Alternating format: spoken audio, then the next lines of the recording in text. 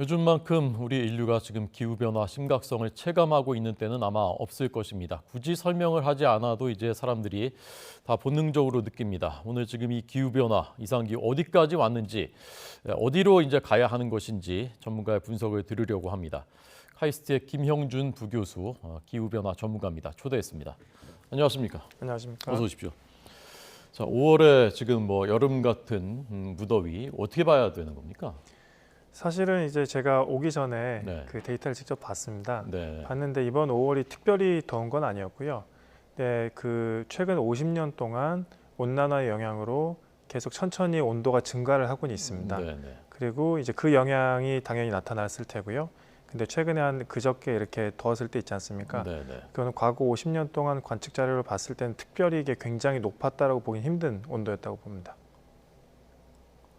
갑자기 당황스러운데요. 네. 저희가 체감하기는 굉장히 더워 30도까지 서울이 올라갔는데 그게 평소와 다르지 않다고 하시니까 좀 당황스러운데요. 평소랑 다르지 않은 건 아니고요. 네, 네. 그러니까 가장 더웠던 게 일단은 1993년 5월 16일이었던 것 같고요. 네, 네. 그걸 봤더니 5월에 가장 높았던 기온으로 줄을 세웠으면 한 지금까지 50년 중에서 한 10번째 정도. 그러니까 네. 충분히 덥긴 더웠는데요. 네, 네. 이게 정말 특별하게 엄청나게 더웠느냐라고 하면은 꼭 그렇게 얘기하기 힘들 것 같습니다. 네. 그럼 크게 걱정하지 않아도 되는 겁니까? 아니죠. 아닙니까? 네. 예. 그러니까 좀 전에 말씀드렸던 것처럼 예. 그 온난화가 진행이 되면서 계속 온도는 증가를 하고 있어요. 그래서 이제 5월 평균 기온 같은 경우에도 10년에 한 0.3도, 0.5도 정도 이렇게 증가를 하고 있습니다. 그렇기 때문에 여기서 10년에 0.5도가 올랐다고요? 네네. 어마어마한 속도 아닙니까? 그러면? 굉장한 속도죠. 그렇기 때문에 정말 어마어마한 속도입니다. 말씀하시는 것처럼. 그렇기 네. 때문에 우리가 이제 체감을 하는 하루 이틀에 바짝 덥다 이런 것보다 지금 사실 이제 베이스에서 계속 올라가고 있는 상황입니다. 그렇기 때문에 굉장히 우려하는 상황이긴 하죠. 네. 전 세계적으로 지금 이런 현상이 나타나고 있는 거죠? 네, 그렇습니다. 예. 지금 어디가 심각합니까? 세계적으로? 그 기후 변화가 이제 지금 진행이 되고 있지 않습니까? 네. 보통은 적도보다는 그 중위도, 그다음에 고위도 이런 쪽이 더 큰 영향을 받고 있고요. 네. 최근에 지금 일어나고 있는 동아시아라든지 남아시아 쪽의 그 폭염이라든지 이런 부분들은 온난화와 더불어 엘니뇨라든지 작년까지 있었던 그 트리플 딥 라니냐로부터 다시 이제 전환이 되는 이런 과정이라든지 굉장히 다양한 기후적인 요소가 복합적으로 작용을 하고 있습니다. 네. 이탈리아는 폭우가 홍수가 지금 나기도 하고 곳곳이 그러니까 이게 이상하구나 뭐가 이제 고장이 났구나 이런 느낌인데 폭우나 가뭄 이런 것도 다 온난화하고 직접 상관이 있는 건가요? 네, 이제 저희가 이제 그런 것들을 연구를 하는데요. 네. 그 폭우라고 하더라도 이게 예를 들면 장마라든지 아니면은 태풍일 수도 있고요. 아니면 국지성 호우일 수도 있고 여러 가지 이제 메커니즘이 있습니다. 근데 이제 많은 메커니즘들이 보통 기후 변화가 진행이 되면서 좀 더 시스템이 더 불안정해지고 그 요동이 더 커지는 쪽으로 가기 때문에 네. 그런 극한 기상이라는 하는 것들이 일어날 수 확률은 높아진다고 생각을 합니다. 네. 그 좀 전에 말씀하신 온난화하고 그다음에 엘니뇨, 라니냐 그거 말씀하셨지 않습니까? 네네. 이게 서로 연관이 돼 있는 건지 아니면 이렇게 복합적으로 영향 미치는 건지 그걸 좀 더 설명을 좀 해주십시오. 네, 그게 참 안타깝게도 저희가 아직 확실한 답을 갖고 있지는 못하고요. 그렇군요. 지금까지 연구 결과에 따르면 온난화와 엘니뇨, 라니냐의 평균적인 강화 혹은 약화에 대한 관계는 밝혀지지 않았다라고 저희는 생각을 하고 있습니다. 네. 근데 최근 연구 결과에 따르면 온난화가 진행되면서 따라서 그래도 그러니까 이른바 슈퍼 엘니뇨라든지 슈퍼 라니냐 같은 좀 더 강한 엘니뇨나 라니냐의 빈도는 늘고 있지 않느냐라는 얘기를 하고 있습니다. 네. 그렇게 된다면은 그러니까 그 온난화와 더불어서 그 엘니뇨나 라니냐 같은 그 또 다른 기후 요소가 더 중첩이 돼서 전 세계적으로 많은 극한 기상 현상들이 일어날 확률은 높아질 수도 있다고 할 수 있겠죠. 네. 그러니까 엘니뇨는 바닷물이 뜨거워지는 거니까 그건 이제 온난화되니까 바닷물이 더워지나 보다라고 이해가 되는데 라니냐는 바닷물이 더 온도가 낮아지는 거라면서요? 네, 그건 그렇습니다. 왜 그런 거죠? 이제 그 엘니뇨랑 라니냐 같은 경우에는 이게 계속 선형적으로 쭉 증가하는 게 아니라 네. 이 시계추 아니면 시소 같은 거라고 생각하시면 될 것 같아요. 네. 옛날부터 있었던 이제 진동인데요. 이제 서태평양의 온도가 높았다가 동태평양의 온도가 높았다가 이런 식으로 왔다 갔다 하게 됩니다. 그래서 동태평양의 온도가 높을 때를 엘니뇨라고 하고요. 동태평양의 온도가 낮을 때를 라니냐라고 합니다. 네. 그러니까 그게 이제 원래는 이렇게 약간 그 균형을 맞추면서 이렇게 일어났었던 건데 이게 좀 불규칙적, 불균형적이 되는 게 아마도 지구의 그 기후 변화와 관계도 있을 것이다. 아마도. 네, 이제 확답은 못하지만 이제 그런 가정을 가지고 많은 연구들이 이제 수행이 되고 있죠. 네. 그래서 슈퍼 엘니뇨도 나타나는 거라고 이제 말씀하셨는데 올해도 슈퍼 엘니뇨가 나오는 겁니까? 지금 이제 엘니뇨는 보통 봄부터 이제 발달이 돼서요. 네. 그 겨울철에 피크를 찍고 그다음에 이제 다시 소멸을 하는 보통 이런 그 주기를 갖고 있습니다. 네. 지금 상황에서는 엘니뇨가 발생할 확률은 굉장히 높다라고 보고 있고요. 근데 네. 그게 얼마나 강한 엘니뇨가 될지에 대해서는 아직은 좀 더 추이를 봐야 될 것 같습니다. 네. 올여름에 기록적인 폭염이 될 것이다라는 관측이 여러 군데서 나오던데 맞습니까? 그거는 이제 사실 제가 대답할 수 있는 범주를 벗어날 것 같긴 하는데요. 예. 근데 이제 평균적으로 봤을 때 예. 엘니뇨가 있으면은 우리나라의 여름은 더 더워지는 것보다는 좀 덜 더워지는 요소입니다. 엘니뇨는. 아, 그렇습니까? 네, 강수량은 좀 더 늘어나는 쪽으로 가는 요소긴 하고요. 네. 그러면 올해가 1994년 기록적인 폭염 때보다 더 더울 것이라는 관측은 어디서 나오는 거죠?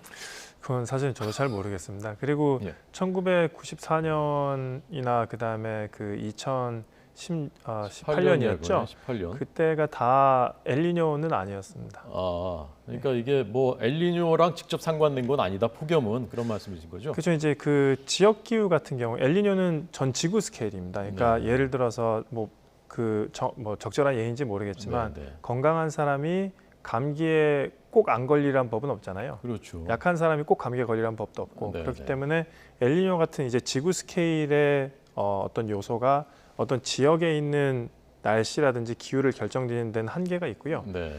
보다 우리나라의 폭염이랑 좀 더 관계가 있다라고 얘기를 하는 거는 네. 그 북태평양 고기압이랑 티벳 고기압 이런 것들이 좀 더 강하게 작용을 하게 됩니다. 예. 네, 예를 들어서 이제 티벳 고기압 같은 경우에는 제가 최근 그 관측 이게 티벳 고기압은 티벳에 온 눈과도 관련이 깊은데요. 네, 네. 5월달에 티벳에 눈이 좀 많이 왔어요. 네. 그렇게 되게 되면은 우리나라 여름이 조금 그 덜 더운 쪽으로 갈 수 있는 확률도 생겼다고 말할 수 있을 것 같습니다. 네. 지금 말씀하신 폭염에 영향을 준다는 북태평양 고기압하고 티벳 고기압도 그것도 기후 변화랑 상관이 있는 건가요? 여러 가지 연구가 있습니다. 그리고 저희 팀에서도 최근에 그 진행한 연구가 있는데요. 네. 북태평양 고기압 같은 경우에는 저희 연구 결과에 따르면 네. 온난화와 함께 강화되는 경향이 있다라는 것을 알 수가 있었고요. 네. 그다음에 이제 그 전남대학교의 정지은 교수님 연구팀에서 재작년에 사이언스에 발표한 논문을 보게 되면은 네, 네. 그 아시아 내륙의 이게 티벳보다는 좀 더 이제 몽골 쪽이긴 한데요. 그쪽에 고기압이 강화되는 쪽으로 발전을 하고 있다라는 네. 것을 보게 되면은 온난화와 더불어 우리나라에 폭염이 발생할 수 있는 확률은 점점 더 늘고 있다라는 네. 것은 알 수가 있습니다. 네. 자, 김영준 카이스트 부교수께 듣고 있는데요. 이제 학자이시니까 검증된 그리고 이제 균형 잡힌 이제 말씀들을 결론들을 얘기해 주시고 계신 것이고 저희 저널리즘 입장에서 이제 제목 그 어떤 그 뭐랄까 이제 그 시청자들이 딱 눈에 들어올 수 있는 이제 그런 것들을 이제 말씀을 드리지만 이렇게 학술적으로 좀 더 검증되고 좀 더 신중한 이런 말씀을 해주시는 것도 필요한 견해라고 저는 이제 생각을 합니다. 그럼 아까 그 엘니뇨는 폭우 여기에는 이제 영향을 준다고 하셨는데 올 여름 그럼 이제 폭우가 많이 올 가능성은 더 높아졌다고 볼 수 있습니까? 그 사실 이제 폭우라고 하는 거는 네. 굉장히 작은 이벤트예요. 그렇기 때문에 어떤 엘니뇨라든지 이런 부분들과 직접 연관시키기 좀 부담스러운 부분이 많이 있습니다. 하지만 이 그 베이스의 측면에서 네. 그 확률을 높여주는 쪽으로 작용하는 거라고 생각을 합니다. 네. 그리고 제가 추가적으로 하나 또 말씀드리고 싶은 건데요. 네, 이거 네. 이틀 전에 또 굉장히 재미있는 논문이 하나가 나왔어요. 네. 그러니까 엘니뇨에 의해서 보통 발생하는 경제적인 피해가 예. 평균적으로 그 3.4 트릴리온이니까 3.4조 달러 정도. 그러니까 우리나라 원으로 하면 5천조 정도의 네. 그 경제적 피해를 준다라는 연구가 이틀 전에 사이언스라는 논문에서 나왔습니다. 전 세계적으로요. 네네, 그렇습니다. 그럼 어떻게 대비해야 됩니까? 그 엘니뇨의 피해를 우리가 막으려면. 사실 이제 엘니뇨에 대한 대비라기보다는 네. 온난화가 진행이 되면서 이제 저희가 이제 기후 변화에 대한 대응을 얘기를 할 때 크게 이제 두 가지로 생각을 하는데요. 네네. 하나는 완화, 하나는 적응입니다. 완화는 소위 말하는 탄소 중립이고요. 네. 어떻게 하면 이산화탄소를 배출을 덜할까의 얘기가 되게 되는 거고, 적응은 어떻게든 기후는 변해 나가는 거고 여기에 인간 사회가 어떻게 대응을 할지 이런 부분입니다. 네. 그렇기 때문에 이제 엘니뇨뿐만이 아니라 이제 엘니뇨를 이제 포괄적으로 생각을 해야겠죠. 포괄적으로 생각을 하고 이 우리가 살고 있는 시스템 자체가 바뀔 때 굉장히 많은 섹터에 다양한 영향을 주게 되는데 네. 이런 부분들을 그 포괄적으로 잘 대응을 해야 되는 부분이 생깁니다. 네. 세계 기상기구 WMO죠. 네네. 5년 안에 기후 마지노선이라고 하는 1.5도 상승을 돌파할 가능성이 66%다라고 이제 경고를 했던데 1.5도를 넘는 정도 마지노선을 돌파해도 우리가 거기에 지금 말씀하신 적응, 환경이 이러니까 적응해야지. 그 적응이 가능합니까? 이제 되는 부분이 있고 되지 않는 부분이 있을 것 같아요. 그러니까 여기서 또 나오는 개념이 임계점이라는 개념이 있습니다. 네. 그래서 어느 한 지점을 지났을 때 예. 굉장히 급하게 가속이 되거나 아니면 돌아올 수 없는 강을 건너거나 이런 상태를 보고 저희가 임계점을 하는데요. 네. 임계점이라고 하는데 1.5도가 넘었을 때 어떤 섹터에서는 임계점을 넘을 수도 있습니다. 이렇게 되면은 사실은 그 부분은 포기를 해야겠죠. 아니면 그게 어떤 섹터일까요? 어떤 게 있을까요? 이제 생태계 쪽에 좀 있었던 것 같고요. 네. 그다음에 이제 적어도 우리가 얘기를 하는 홍수라든지 가뭄이라든지 이런 대응이 되는 부분들에 대해서는 아직은 그게 크게 걱정할 필요는 없지 않을까라는 생각을 합니다. 그거보다는 식량이나 아니면은 고위도 지방의 어떤 특정한 생물종이라든지 아니면은 뭐 산호라든지 네. 이런 부분들. 그러니까 기후 변화가 진행이 되게 되면은 저위도 고위도로 점점 온도가 높아지게 되는데 네. 이 온도가 높아지는 속도보다 거기서 그 동식물들이 천일을 하는 속도가 더 늦게 되면은 네. 그 동식물은 멸종을 하게 되겠죠. 네. 이제 이런 부분들이 그 티핑 포인트의 좋은 예라고 할 수 있습니다. 네. 뭐 동식물은 그렇다 치고 지금 말씀하신 그 좀 적응이 어렵겠다는 식량 부분 같은 건 굉장히 심각한 것 아닙니까? 네, 그렇죠. 그러니까 그 사실은 이제 기호식품에 대한 연구들은 많이 진행이 되어 있고요. 그러니까 이런 커피를 마실 수 없게 된다. 아니면 커피의 생산지가 바뀌게 된다. 예, 커피 안 마시면 그만이지만 그렇죠. 네, 식량은 이제 이런 게 있습니다. 그 식량이라든지 네. 뭔가 과실이라든지 이런 네. 것들이 만들어지려면 수정이 돼야 되잖아요. 네, 네. 이 수정이 되는 프로세스의 온도나 네. 그다음에 이제 곤충 이런 것들이 이제 개입을 하지 않습니까? 네, 네. 이제 이런 부분들의 온난화는 굉장히 강하게 영향을 미치고 있죠. 그렇기 때문에 생산량이 갑자기 떨어진다든지 이런 부분들은 분명히 발생할 수 있다고 생각을 합니다. 네. 그렇게 되면은 미리 우리가 앞으로 어떤 작물을 키워야 되는지 예. 아니면 어떤 식으로 농업적인 대응을 해야 되는지 이런 것들을 사전에 생각을 해야겠죠. 네. 꿀벌이 많이 없어지고 있다면서요? 일단 그런 얘기는 저도 많이 듣는데요. 네. 그리고 그런 부분들은 좀 더 천천히 들여다봐야 될 부분이 아닐까라는 생각을 합니다. 네. 지금 그러니까 뭐 20대 때부터 계속 기후 변화를 계속 이제 천착해서 연구하고 계신 거죠? 네, 그렇습니다. 굉장히 심각한 상황입니까? 아니면 아직은 조금 여유가 있는 겁니까? 저는 일단 이런 질문을 많이 받아요. 네. 인류가 멸종을 할 것인가? 이런 것들에 대해서는 저는 강하게 아니오라고 믿는 편입니다. 네. 하지만 우리가 많이 불편해질 것이라는 질문에는 분명히 그럴 것이라고 생각을 합니다. 네. 그래서 심각하다고 하는 것이 정말 우리가 특히 선진국에서의 삶이 목숨을 걱정해야 되느냐라는 생각을 했을 때는 아마 그 정도는 아니지 않을까.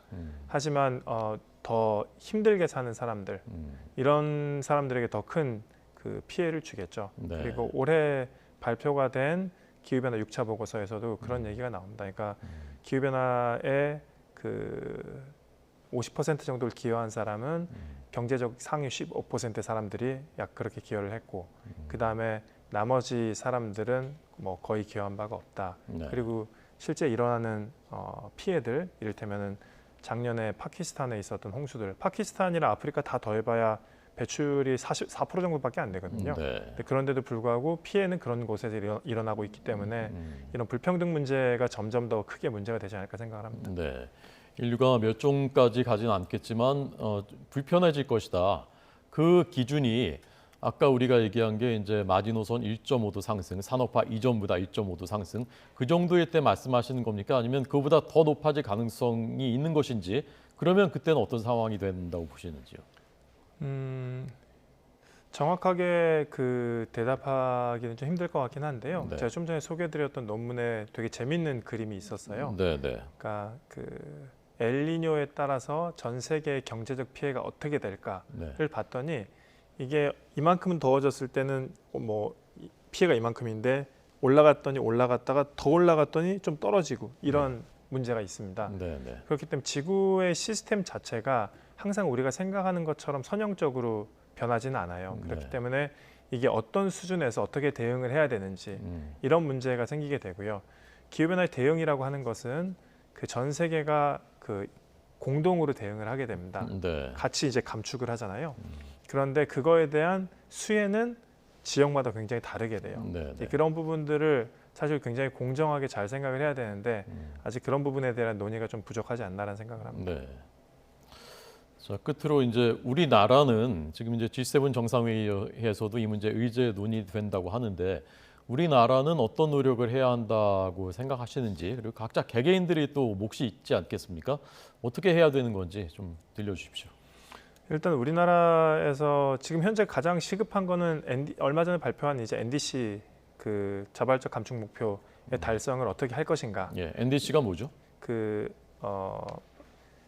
기후 변화에 대응에 있어서 네. 각 나라별로 자발적으로 감축 목표를 세우게 됩니다. 네, 네. 그리고 우리나라 같은 경우에는 2018년 대비 40% 감축을 하겠다라고 그 3월달에 탄소 발표를 배출을 했죠. 네, 그렇습니다. 네, 네. 지금 그러니까 최근에 비해서 40%를 줄이겠다. 네, 네. 사실 이게 굉장히 어려워요. 그러니까 네. 왜냐하면은 코로나 때 저희가 굉장히 큰 고통이 있었지 않습니까? 예. 그 경우에도 사실 10%도 줄지 않았어요. 40%라는 건 어마어마한 수치입니다. 그렇군요. 그리고 아마 이번에 G7에서 그런 의제가 나온다면은 아마도 NDC 달성에 대한 현실적인 압박을 하지 않을까라는 생각을 합니다. 네. 개인들, 가정들은 어떤 일을 좀 하면 됩니까, 집에서? 이 질문도 제가 종종 받는 질문이긴 한데요. 예. 그 중요한 거죠, 어렵습니다. 이거? 결국에 어렵죠. 인식의 전환이 가장 중요한 것 같아요. 네. 인식의 전환이 중요하고 그 부분에 있어서 좀 그 구체적인 질문이라고 할 수 있는 거면은 이산화탄소의 가격이 어느 정도일까? 네. 라는 것을 생각하고 거기에 대한 그 저희 학자들은 자료를 제공해주고 이런 부분들이 필요하지 않을까 생각을 합니다. 네. 그러니까 지금 석유 같은 경우에 그 이산화탄소 제거 비용이라든지 이런 부분들은 전혀 고려가 안 되어 있거든요. 네. 사실은 이제 기후변화 측면에서는 이산화탄소가 이미 일종의 공해물질처럼 이제 받아들여지고 있지 않습니까? 그렇다면은 그거에 대한 제거 비용이나 이런 이산화탄소의 가격 자체를 생각을 해야 된다고 생각을 합니다. 네. 교수님은 일상에서 본인 스스로 이 탄소 배출을 줄이기 위해서 어떤 노력을 하고 계신가요? 연구를 하고 있습니다. 연구. 네. 연구는 이제 본업이니까 하셔야 되는 거고. 네. 뭐 다른 건 없습니까 혹시? 그러니까 그 사실 어려운 질문인데요. 네. 그러니까 제가 그 인식의 전환을 말씀드렸잖아요. 네, 네. 그래서 저는 학교에서 그다음에 이제 강연이라든지 외부 강연이라든지 이런 걸 통해서 사람들의 인식의 전환을 위해서 네. 시간을 좀 할애를 하고 있습니다. 네. 그리고 이제 개인이 할 수 있는 부분이 사실은 굉장히 적어요. 개인이 할 수 있는 노력 중에 하나는 가장 눈에 띄는 노력 중에 하나는 전기차로 바꾸는 것 이 정도가 아닐까라는 생각을 합니다. 네, 알겠습니다. 전기차 혹시 타고 계신 겁니까? 아닙니다. 네. 알겠습니다. 다음 차는 전기차 타실 거죠? 네, 네, 저도 그렇게 하겠습니다. 김영준 카이스트 부교수였습니다. 감사합니다. 감사합니다.